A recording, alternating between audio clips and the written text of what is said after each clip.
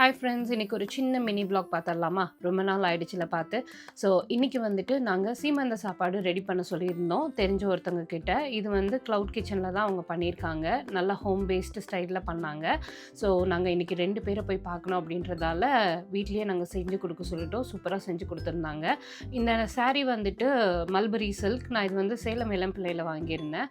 But அதோட blouse தான் highlight. இந்த ப்ளவுஸ் வந்துட்டு நித்யாட்டி எம்ப்ராய்டரி அண்ட் இவங்க காந்திபுரமில் இருக்காங்க.